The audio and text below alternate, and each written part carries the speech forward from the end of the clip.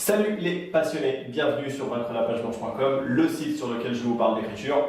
Aujourd'hui, comme d'habitude, je vous retrouve pour ce petit défi, une vidéo par jour pendant un mois. Je vous réponds à vos questions, vous me questionnez à l'écrit, je vous réponds en vidéo. Et pas l'inverse, évidemment. Aujourd'hui, nous allons répondre à la question de suspense. J'aime bien dire suspense. Fabienne, qui me dit « Bonjour Thibaut, bonjour Fabienne ». Alors, elle me parle un peu personnellement, on ne va pas afficher la question. Mes questions, direct, mes questions. Il y en a plusieurs, très bien. Allez, honneur aux dames, on va dire oui pour plusieurs questions. Pour les personnages, est-il bon de faire des fiches détaillées pour chacun? Deuxième question, le plan doit-il être détaillé également? D'habitude, je prenais note du début, de quelques scènes dans le corps du roman et je connaissais la fin. Mais en relisant mes romans, je trouve que je n'aboutis pas vraiment les choses, je survole, que ce soit dans certaines scènes ou dans la psychologie des personnages. Merci pour vos réponses, à bientôt Fabienne. Merci pour ta question Fabienne, pour tes questions. Et ce sont des questions intéressantes, parce qu'à mon avis, beaucoup de gens se les posent à même titre que toi. Donc, première question, c'est sur les personnages. Alors la question exactement c'est, est-il bon de faire une fiche, alors des fiches détaillées pour chacun? Pour moi la réponse est oui. Je te suggère de faire des fiches détaillées qui détaillent absolument tout, toutes les informations que tu peux avoir sur ton personnage, tu les notes dans ta fiche détaillée, même si ce ne sont pas des informations qui vont être utiles dans ton histoire. Je vais dire n'importe quoi, le signe du zodiaque, le schéma familial, est-ce qu'il a eu une enfance heureuse, est-ce qu'il a eu une enfance riche, est-ce qu'il a vécu dans l'abondance ou dans la misère, dans la pauvreté? Est-ce qu'il a un tempérament plutôt dominateur? Est-ce qu'au contraire, il a tendance à être plus facilement dominé? Est-ce qu'il est facilement impressionnable? Est-ce qu'il a tendance à réagir d'une manière à prendre les choses en main face à un problème? Ou est-ce qu'il a tendance à fuir et à avoir peur? Bref, toutes ces choses-là, tous les détails, surtout d'ordre, entre guillemets, psychologique, dans le comportement, je te suggère de le définir et de le noter dans ta fiche de personnage.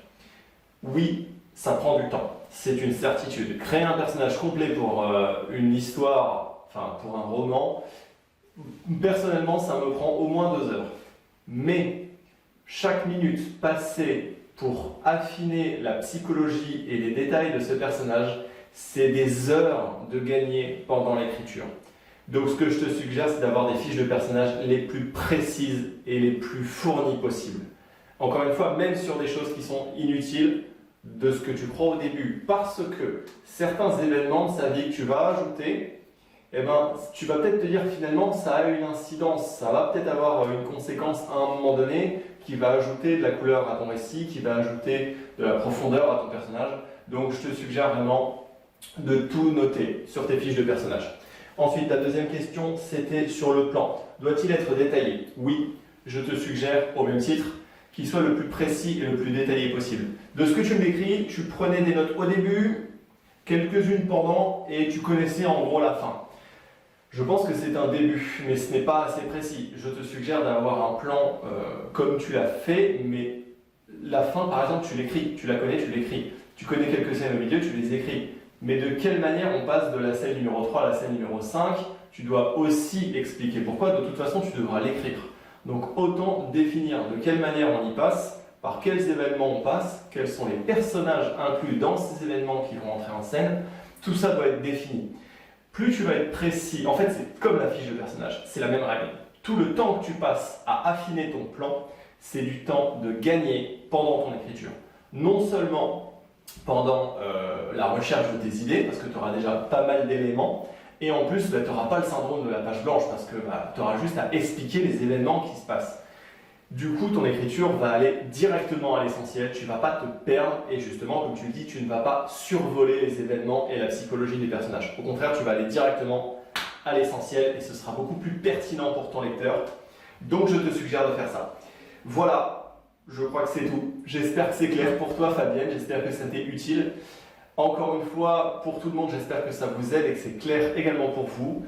Comme toujours, je vous retrouve demain pour la suite de ce défi. Vous me questionnez dans le domaine de l'écriture et je vous réponds dans le but de vous aider à progresser. Je fais du mieux que je peux, je vous donne mon point de vue à chaque fois. Merci à tous pour votre participation et donc je vous dis à demain 20 h. Salut les passionnés!